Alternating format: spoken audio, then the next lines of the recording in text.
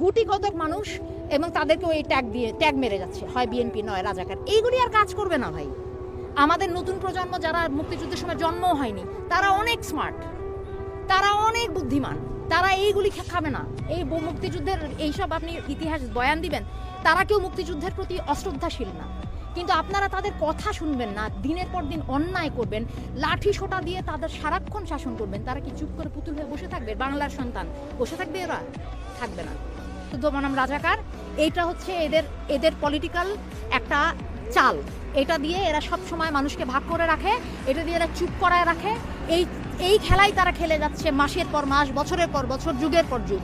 এবং এই জিনিসটাকে আপনারা হতে দেন। আপনারা মনে একটা ন্যায্য অধিকারের কথা জিজ্ঞেস করব, তখন বলে দেয় রাজাকার। এই যে কথাটা বলে, এই ব্যাস, কেউ রাজাকার তকমা চায় না।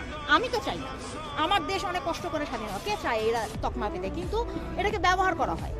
এই ব্যবহারের হাতটাকে এবার এই ছাত্ররা মুছড়ে দেওয়ার চেষ্টা করলো, এবং আমার মনে হয় বাংলাদেশের মানুষেরও এটা মুছড়ে দেওয়া উচিত। তারা এটা হতে পারে না যে স্বাধীনতা যুদ্ধ ৭১-এই শেষ।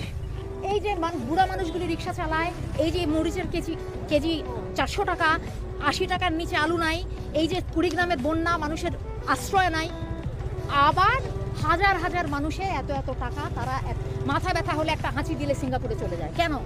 আপনি ঢাকা মেডিকেল কলেজে এসে মন্ত্রীদের উচিত বাধ্যতামূলকভাবে সবাইকে ঢাকা মেডিকেলে চিকিৎসা করতে হবে। সব মন্ত্রীদেরকে ঢাকা মেডিকেলে চিকিৎসা করতে হবে। আপনারা দেশের বাইরে যেতে পারবেন না যতদিন পর্যন্ত যে কোনো মানুষের ওই চিকিৎসার সুবিধা না আসবে। আপনারা দেশের বাইরে কেন যান চিকিৎসা করতে? সাধারণ মানুষকে না দিয়ে আপনারা কেন আপনাদের ছেলেমেয়েদেরকে বিদেশে পড়তে পাঠান? কেন পাঠান? বিদেশে পড়তে পাঠান কেন? আপনাদের ছেলেমেয়েরা বিদেশে পড়তে যায় কেন? আর আমাদের দেশের ছেলেমেয়েদের এই অবস্থা কেন? ঠিক করেন। এই প্রশ্ন আপনারা করেন। আজকে ছাত্ররা কোনো কিছুর পরোয়া না করে রাস্তায় নেমে আসছে।